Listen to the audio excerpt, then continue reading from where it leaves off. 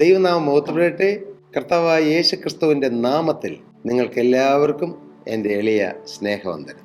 ദൈവത്തിന് സ്തോത്രം. കർത്താവിൻ്റെ വചനം അത് ജീവനുള്ളതാണ്, ചൈതന്യമുള്ളതാണ്, ജീവൻ നൽകുന്നതാണ്, ചൈതന്യം നൽകുന്നതാണ്.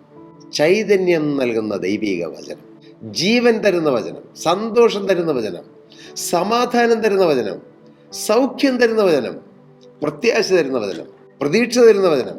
ഈ വചനം പല വിധത്തിൽ നമ്മുടെ മേൽ വ്യാപരിക്കും. ഈ വചനം കേട്ടുകൊണ്ടിരിക്കുമ്പോൾ ചിലപ്പോൾ സൗഖ്യം നടക്കും. ഈ വചനം കേട്ടുകൊണ്ടിരിക്കുമ്പോൾ ചില ബന്ധനങ്ങൾ അഴിഞ്ഞു മാറും. ഈ വചനം കേട്ടുകൊണ്ടിരിക്കുമ്പോൾ, വചനം സ്വീകരിച്ചുകൊണ്ടിരിക്കുമ്പോൾ നമ്മുടെ ചില ശാപങ്ങൾ മുറിഞ്ഞു മാറും. വചനത്തിന്റെ ശക്തി. ഞാൻ ഇടയ്ക്ക് ചിന്തിക്കാറുണ്ട്, ഈ ശിംശോനെ കയറുകൊണ്ട് ബന്ധിച്ചു. ഫെലിസ്ത്യർ പിടിച്ചുകൊണ്ട് പോകാൻ വേണ്ടി അവനെ കയറുകൊണ്ട് ബന്ധിച്ചു. പക്ഷേ അവന്റെ മേൽ ആത്മാവ് വന്നപ്പോൾ ഈ ചണനൂൽ തീ കൊണ്ട് കത്തിപ്പോകുന്ന പോലെ ഈ കെട്ടുകളെല്ലാം പൊട്ടിപ്പോയി, കത്തിപ്പോയി. ഇതൊരു സിംബോളിക്കായിട്ട് നമുക്ക് ചിന്തിക്കാവുന്ന ഒരു കാര്യമാണ്. പരിശുദ്ധാത്മാവിന്റെ കൃപ നമ്മുടെ മേൽ വരുമ്പോൾ, വചനത്തിന്റെ ശക്തി നമ്മുടെ മേൽ വരുമ്പോൾ, ദൈവിക ശക്തി നമ്മുടെ മേൽ ഇറങ്ങുമ്പോൾ, പാരമ്പര്യമായി പകർന്നു വന്ന ചില പാപപ്രകൃതങ്ങൾ, പാപ സ്വഭാവങ്ങൾ, ചില ശാപബന്ധനങ്ങൾ, മൂന്നാമത്തെയും നാലാമത്തെയും തലമുറകളിൽ മേൽ നമ്മുടെ മേൽ പകർന്നു വന്ന ചില പൈശാചിക ബന്ധനങ്ങൾ, ചില പാരമ്പര്യക്കെട്ടുകൾ എല്ലാം കത്തിപ്പോകും. നിങ്ങൾ പ്രാർത്ഥിച്ചുകൊണ്ടിരിക്കണം. വെറുതെ ഒരു കഥ കേൾക്കുന്ന പോലെ അല്ല നാം വചന ശുശ്രൂഷകളിൽ സംബന്ധിക്കേണ്ടത്. പ്രാർത്ഥനയോടെ, ജാഗരണത്തോടെ. അന്ന് നൂറ്റാണ്ടുകൾക്ക് മുമ്പ് ശമൂവേൽ ബാലൻ പറഞ്ഞ പോലെ, യഹോവേ അരുളി ചെയ്യണമേ, അടിയൻ കേൾക്കുന്നു. കേൾക്കുന്നു എന്ന് പറഞ്ഞാൽ വെറുതെ കേൾക്കുക മാത്രമല്ല, ഇത് നമ്മുടെ ഹൃദയത്തിൽ അത് ഗ്രഹിക്കണം, അത് നമ്മുടെ ജീവിതത്തിൽ വ്യാപരിക്കണം. വചനത്തിന്റെ ശക്തി വ്യാപരിക്കണം. നാം ബൈബിൾ വായിക്കുന്നവരായിരിക്കാം, ഇല്ലെങ്കിൽ നിങ്ങൾ ബൈബിൾ വായിക്കണം. ഞങ്ങളുടെ പ്രാർത്ഥനാ യോഗത്തിൽ ഡിസംബർ 1 തീയതി മുതൽ ഡിസംബർ 31 വരെ നീണ്ടു നിൽക്കുന്ന ഒരു മാസം കൊണ്ട് ബൈബിൾ വായിക്കുവാൻ ഞങ്ങൾ ഒരു ആഹ്വാനം നടത്തി. വളരെ ഉത്സാഹത്തോടെ കുഞ്ഞു കുട്ടികളും പ്രായം ചെന്ന മാതാപിതാക്കളും അവരെല്ലാം വളരെ ഉത്സാഹത്തിലാണ്. ഞാൻ ആഗ്രഹിച്ചത് ഒരു മാസം കൊണ്ട് എല്ലാവരും വായിച്ച് തീർത്തോളണമെന്നും നിർബന്ധമൊന്നും അല്ല. പക്ഷെ അതിലുള്ള ഉത്സാഹം ഞാനും വായിക്കുന്നുണ്ട്. കർത്താവിന്റെ സ്തോത്രം. ചില ദൈവമക്കൾ ഒരു ദിവസം 40 അധ്യായം ബൈബിൾ വായിക്കുന്നു. കർത്താവിന്റെ സ്തോത്രം. ദൈവവചനവുമായി നമുക്കൊരടുപ്പം വേണം. എൻ്റെ പ്രിയരെ, ഇത് മരിക്കുമ്പോൾ മരിച്ചു കിടക്കുന്ന ആളുടെ തലക്കൽ വായിക്കുന്ന ഒരു പുസ്തകമായിട്ട് നിങ്ങൾ ഈ ബൈബിളിനെ തരം താഴ്ത്തി കളയരുത്. ഇത് ജീവിച്ചിരിക്കുമ്പോൾ വായിക്കേണ്ട പുസ്തകമാണ്. ജീവിച്ചിരിക്കുമ്പോൾ വായിച്ച് ഗ്രഹിച്ച് അത് നാം അനുസരിക്കേണ്ടതാണ് ഈ വചനം. ചിലർ ചോദിക്കും, ആത്മീയ ജീവിതത്തിൽ ഇങ്ങനെ ചെയ്യണേ എന്തിനാ, അങ്ങനെ ചെയ്യണേ എന്തിനാ, അതെന്തിനാ, ഇതെന്തിനാ, കൃപാവരങ്ങൾ എന്തിനാ, അല്ലെങ്കിൽ ഇന്ന ശുശ്രൂഷ എന്തിനാ? വചനത്തിൽ പറഞ്ഞിട്ടുണ്ട്. അതുകൊണ്ട് ദൈവവചനം ദൈവത്തിന്റെ കൽപ്പനയാണ്, ദൈവശ്വാസീയമാണ്. ദൈവവചനത്തിൽ പറഞ്ഞിരിക്കുന്നത് അനുസരിക്കാൻ ഏതൊരു ദൈവത്തിനും കടപ്പെട്ടവനാണ്. ഒരക്ഷരം മാറ്റാൻ പാടില്ല, ഒരു പുള്ളി മാറ്റാൻ പറ്റിയില്ല. സ്വന്തം ബുദ്ധിയിൽ ആലോചിച്ചത് ഇങ്ങനെ ആയിരിക്കുമെന്ന് ചിന്തിക്കാൻ പാടില്ല. ഈ വചനത്തിൽ എഴുതിയിരിക്കുന്നതിൽ ആർക്കെങ്കിലും ഒരു സംശയമുണ്ടെങ്കിൽ എന്ത് ചെയ്യണം? അത് ഇങ്ങനെ ആയിരിക്കുമെന്ന് പറഞ്ഞ് അവനവന്റെ ഇഷ്ടത്തിനും അവനവന്റെ ആചാരങ്ങൾക്കും അനുഷ്ഠാനങ്ങൾക്കും പാരമ്പര്യത്തിനനുസരിച്ച് ഈ വചനം വ്യാഖ്യാനിക്കുകയല്ല, മറിച്ച് യേശുവിന്റെ പാദപീഠത്തിലിരുന്ന് പരിശുദ്ധാത്മാവാണ് ഈ വചനം എഴുതിയത്. 1500ഓളം വർഷങ്ങൾക്ക് മുമ്പ് 40ഓളം എഴുത്തുകാരെ കൊണ്ട് പരിശുദ്ധാത്മാവ് വിവിധ രാജ്യങ്ങളിൽ, വിവിധ ഭൂഖണ്ഡങ്ങളിലുള്ളവരെ കൊണ്ട് എഴുതിപ്പിച്ച് ഈ 66 പുസ്തകങ്ങൾ ഒന്നിപ്പിച്ച് ചേർത്തതിന് പിന്നിൽ വ്യാപരിച്ച പരിശുദ്ധാത്മാവുണ്ട്. പരിശുദ്ധാത്മാവേ, ഈ വചനം എനിക്ക് മനസ്സിലാക്കി തരണമെന്ന് പ്രാർത്ഥിക്കണം. അല്ലാതെ സ്വന്തം ബുദ്ധിയിലും സ്വന്തം ആത്മീയ പാരമ്പര്യത്തിൽ നിന്ന് ഇങ്ങനെയായിരിക്കുമെന്ന് നാം വ്യാഖ്യാനിക്കരുത്. അത് തെറ്റാണ്. വചനത്തെ ദുർവ്യാഖ്യാനം ചെയ്യരുത്. ഇന്ന് അനേകര് ചിലതെല്ലാം സ്കിപ്പ് ചെയ്തു പോകും, അല്ലേ? വചനത്തിൽ വ്യക്തമായിട്ട് ഏത് കുഞ്ഞു കുട്ടിക്കും വായിച്ചാൽ മനസ്സിലാകുന്ന കാര്യമാണ് അത്. എന്തിനാ നിങ്ങൾ അങ്ങനെ ചെയ്യണേ, നിങ്ങൾ ഇങ്ങനെ ചെയ്യണേ, നിങ്ങൾ എന്തിനാ ഈ അന്യഭാഷകൾ സ്തുതിക്കുന്നത്? മിണ്ടായിരുന്ന പോരെ. കൃപാവരങ്ങളോ ആത്മവ്യാപാരമോ, നിങ്ങൾ എന്തിനാണ് ഇങ്ങനെ ഒച്ചത്തിൽ പ്രാർത്ഥിക്കുന്നത്? നിങ്ങൾ എന്തിനാണ് പ്രാർത്ഥിക്കുമ്പോൾ ശരീരം അനങ്ങുന്നത്, തുള്ളിച്ചാടി ആരാധിക്കുന്നത്? ഇങ്ങനെ 100 ചോദ്യങ്ങൾ. ഈ ചോദ്യം ചോദിക്കുന്നവർ വചനം വായിക്കുന്നില്ല, വചനം ഗ്രഹിക്കാത്തതുകൊണ്ടാണ് ആ ചോദ്യം. ഇതെല്ലാം വചനത്തിൽ സ്പഷ്ടമായിട്ട് എഴുതിയിട്ടുണ്ട്. അവർ കർത്താവിന് ഉച്ചത്തിൽ ആരാധിച്ചു. എത്രയോ പ്രാവശ്യമുണ്ട്. ദാവീദ് രാജാവ് നൃത്തം ചെയ്ത് കർത്താവിനെ ആരാധിച്ചു. സങ്കീർത്തന പുസ്തകങ്ങളിൽ കർത്താവിനെ തുള്ളിച്ചാടി നൃത്തം ചെയ്ത് ആരാധിക്കാൻ പലവട്ടം പറഞ്ഞിട്ടുണ്ട്. കരഘോഷത്തോടെ, വാദ്യ ഉപകരണങ്ങളോടെ. ചിലർ ചോദിക്കും, എന്തിനാണ് ഈ വാദ്യോപകരണങ്ങൾ മുഴുവൻ വാങ്ങിച്ച് ഈ പൈസ മുഴുവൻ കളയുന്നത്? എൻ്റെ പ്രിയരെ, വാദ്യോപകരണങ്ങൾ, എത്ര വാദ്യോപകരണങ്ങൾ വെച്ച് വായിച്ചാലും ആരാധിച്ചാലും തീരാത്തതാണ് ക്രിസ്തുവിന്റെ മഹത്വം. ഇതെല്ലാം അങ്ങ് ചെല്ലുമ്പോൾ കാണാം. എന്തിനാണ് മൂപ്പന്മാർ തങ്ങളുടെ കിരീടങ്ങളെ താഴെയിട്ടുകൊണ്ട് ജീവനുള്ള ദൈവത്തിന്റെ സന്നിധിയിൽ നെടുമ്പാട് വീണ് സൈന്യങ്ങളുടെ ദൈവമായ യഹോവ പരിശുദ്ധൻ പരിശുദ്ധൻ പരിശുദ്ധൻ എന്ന് ആർത്തട്ട കർത്താവിനെ സ്തുതിക്കുന്നത്? പയ്യെ സ്തുതി സ്തുതി സ്തുതി സ്തുതി എന്ന് പറഞ്ഞാൽ പോരെ? അല്ല, ഈ ദൈവത്തിന് പൂർണ്ണ ശക്തിയോടെയും പൂർണ്ണ മനസ്സോടെയും പൂർണ്ണ ആത്മാവോടെയും നാം ദൈവത്തെ സ്തുതിക്കണം, ദൈവത്തെ ആരാധിക്കണം. എല്ലാ മഹത്വവും കർത്താവിന് കൊടുക്കുന്നവരാകണം. ഈ വചനത്തിന്റെ ശക്തി നാം അനുഭവിക്കണം. വചനത്തിലെല്ലാം ഉണ്ട്. വചനം സൗഖ്യം തരുന്നതാണ്, വചനം സമാധാനം തരുന്നതാണ്, വചനം നമ്മുടെ മേൽ കൃപ പകരുന്നതാണ്. വചനത്തിൽ വേരൂന്നണം, വചനത്തിൽ അടിസ്ഥാനപ്പെടണം. ഞാനിതെല്ലാം പറയുന്നത് വചനമാണ്, വചനത്തിൽ എഴുതിയിട്ടുണ്ട്. വചനത്തിൽ വേരൂന്നി വളരണം, വചനത്തിൽ അടിസ്ഥാനപ്പെടണം. ഇല്ലെങ്കിൽ എന്ത് സംഭവിക്കും? അങ്ങനെ അടിസ്ഥാനം ശരിയല്ലെങ്കിൽ വൻമഴ ചൊരിഞ്ഞു, കാറ്റടിച്ചു, കാറ്റതിന്മേൽ അലച്ചു, അത് അടിസ്ഥാനം ഇല്ലാത്തതാകിയാൽ അത് നിലംപൊത്തി. അനേകരുടെ ക്രിസ്തീയ ജീവിതം തകരാൻ കാരണം പ്രശ്നങ്ങൾ വരുമ്പോൾ കർത്താവിന് വിട്ടിട്ട് പോകും, പ്രതിസന്ധി വരുമ്പോൾ കർത്താവിന് വിട്ടിട്ട് പോകും, രോഗം വരുമ്പോൾ കർത്താവിന് വിട്ടിട്ട് പോകും, സാമ്പത്തികമായൊരു കടബാധ്യത വരുമ്പോൾ നിരാശപ്പെട്ട് ഭാരപ്പെട്ട് പിന്നിട്ട് പോകും. കാരണം എന്താണ്? അവർ ഈ ലോകത്തിൽ മാത്രമേ കർത്താവിൽ പ്രത്യാശ വെച്ചിട്ടുള്ളൂ. നാം ഈ ലോകത്തിൽ മാത്രം ക്രിസ്തുവിൽ പ്രത്യാശ വെച്ചിരിക്കുന്നുവെങ്കിൽ സകല മനുഷ്യരുടെ അരിഷ്ടരെത്രയെന്ന്. മോനെ, പ്രിയമകളെ, ലോകത്തിലതിൻ്റെ ചില കാര്യങ്ങൾ മാത്രം സാധിച്ചു കിട്ടാനാണോ നീ ക്രിസ്തുവിനെ അനുഗമിക്കുന്നത്? സകല മനുഷ്യർ അരിഷ്ടന്മാരാണെന്നാണ് ദൈവത്തിന് വചനം പറയുന്നത്. എന്നാൽ ലോകപരമായ കാര്യങ്ങൾ നടക്കണ്ടേ? തീർച്ചയായും നടക്കണം, നാം അതിന് പ്രാർത്ഥിക്കണം. പക്ഷെ ഒന്നാം കാര്യം നമ്മുടെ ആത്മാവിൻ്റെ കാര്യമായിരിക്കണം.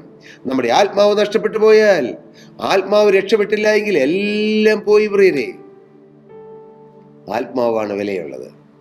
ആത്മാവിനെ കരുതിടാതെ, അന്തമോർക്കാതെ എവിടേക്കോ നിൻ യാത്ര. ഇപ്പോൾ ഒടുവിൽ എന്താകും? അവസാനം എന്താകും? ലാസ്റ്റ് ടൈമിൽ എന്താകും? അതേ മകനെ, ഒരു ലാസ്റ്റ് ടൈമുണ്ട്. എല്ലാവരുടെയും ജീവിതത്തിൽ ഒരു ബിഗിനിങ് ടൈമുണ്ട്, ഒരു എൻഡിങ് ടൈമുണ്ട്, അല്ലേ? ഒരു തുടക്കം. ജനനത്തോടുകൂടി ഭൂമിയിലേക്ക് മനുഷ്യൻ പിറക്കുന്നു, പ്രവേശിക്കുന്നു. മരണത്തോടുകൂടി ഭൂമിയിൽ നിന്ന് മനുഷ്യൻ മാറ്റപ്പെടുന്നു. ഒരു ചിന്തകൻ പറഞ്ഞു, ജനനമെന്ന 3 അക്ഷരത്തിൽ ആരംഭിച്ച് മരണമെന്ന 3 അക്ഷരത്തിൽ തീരേണ്ടതല്ല, ജീവിതമെന്ന 3 അക്ഷരം. അത് ജീവിക്കണം. എങ്ങനെ ജീവിക്കണം? ക്രിസ്തുവിനോടൊത്ത് ജീവിക്കണം. Just one life, just one life. എപ്പോൾ വേണമെങ്കിലും തീരാവുന്ന ജീവിതമാണ് ജീവിതം. ഏത് സമയത്തും തീരാം.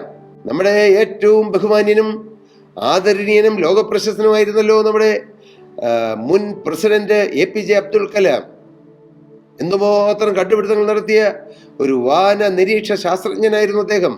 പക്ഷേ എന്തെല്ലാതരോളം ബഹുമാനങ്ങളുള്ള ഒരു നല്ല ശ്രേഷ്ഠനായ ഒരു ഭരണാധികാരി, അതിലുപരി ഒരു രാജ്യസ്നേഹി, അതിലുപരി നല്ല ശാസ്ത്രീയമായ കണ്ടുപിടുത്തങ്ങൾക്ക് നേതൃത്വം കൊടുത്തയാള് എല്ലാമായിരുന്നു.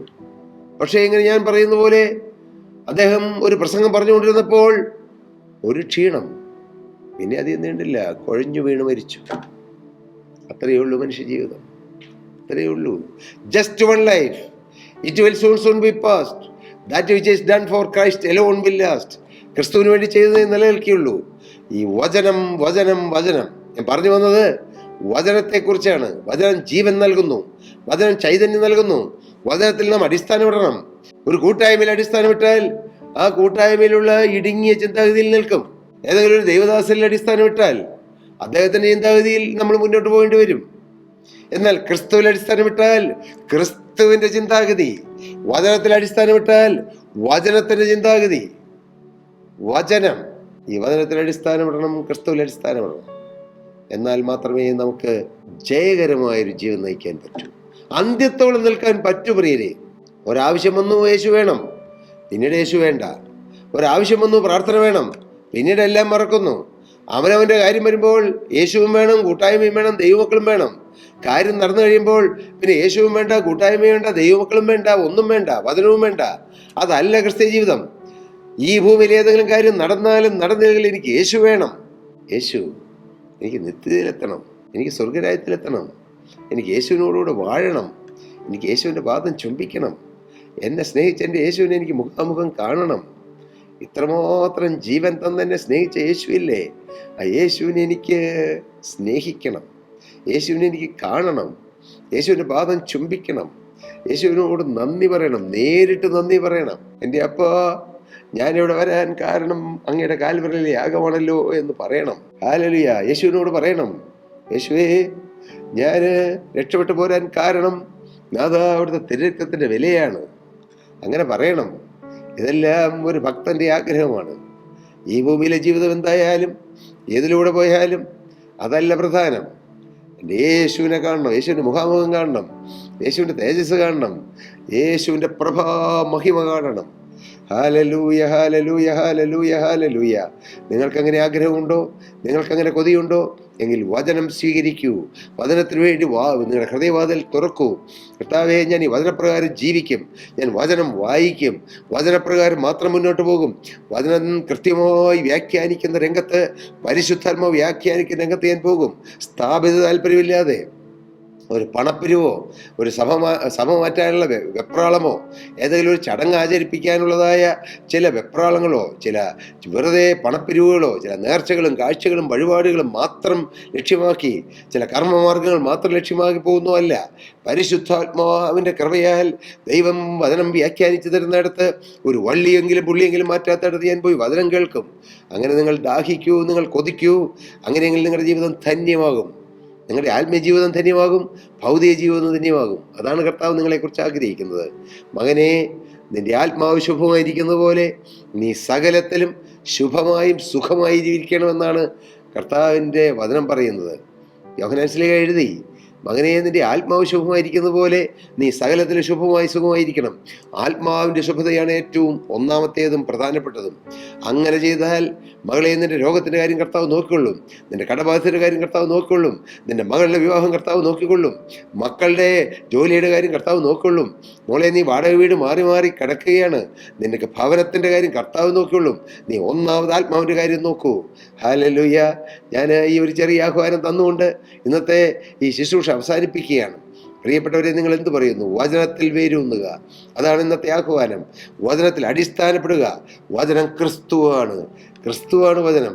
ക്രിസ്തുവിൽ അടിസ്ഥാനപ്പെട്ട് ക്രിസ്തുവിൽ വരുമ്പോൾ നമുക്ക് ഈ ക്രിസ്തീയ ജീവിതം, സൗഭാഗ്യ ജീവിതം നയിക്കാം. കർത്താവിൻ്റെ വരവിന് വേണ്ടി നമുക്ക് ഒരുങ്ങാം, അനേകരെ ഒരുക്കാം. കർത്താവ് ഇടയാക്കട്ടെ, നിങ്ങളെല്ലാവരെയും അനുഗ്രഹിക്കട്ടെ. ദൈവനാമം എന്നും എന്നേക്കും മഹത്വപ്പെടട്ടെ. പ്രിയ സഹോദരീ സഹോദരങ്ങളെ, നിങ്ങൾക്ക് ഏതെങ്കിലും പ്രാർത്ഥനാ വിഷയങ്ങളുണ്ടോ? തീർച്ചയായും നിങ്ങൾക്ക് ഞങ്ങളോട് പറയാം. പക്ഷേ ഞങ്ങൾ നിങ്ങളോട് പലപ്പോഴായി പറയുന്നത്, നിങ്ങൾ ഈ യേശുവിനെ രക്ഷിതാവും കർത്താവായി സ്വീകരിച്ചതിന് ശേഷം നിങ്ങളും ഒറ്റയ്ക്ക് പ്രാർത്ഥിക്കുക, മടുത്തുപോകാതെ പ്രാർത്ഥിക്കുക, വിശ്വാസത്തോടെ പ്രാർത്ഥിക്കുക. കർത്താവ് തരും, കർത്താവ് നിങ്ങളെ സഹായിക്കും. അപ്പോൾ നിങ്ങൾക്ക് അനുഭവം കിട്ടും, ഞാൻ പ്രാർത്ഥിച്ചാലും കേൾക്കുന്നൊരു യേശു ഉണ്ടെന്ന്. അപ്പോൾ യേശുവിനോട് കൂടുതൽ അടുപ്പം കിട്ടും. തീർച്ചയായും ഞങ്ങൾ നിങ്ങൾക്ക് വേണ്ടി പ്രാർത്ഥിക്കാം. കർത്താവ് എല്ലാവരെയും നിറയ്ക്കട്ടെ, അനുഗ്രഹിക്കട്ടെ. ദൈവനാമം മഹത്വമെടുക്കാനിടയാകട്ടെ.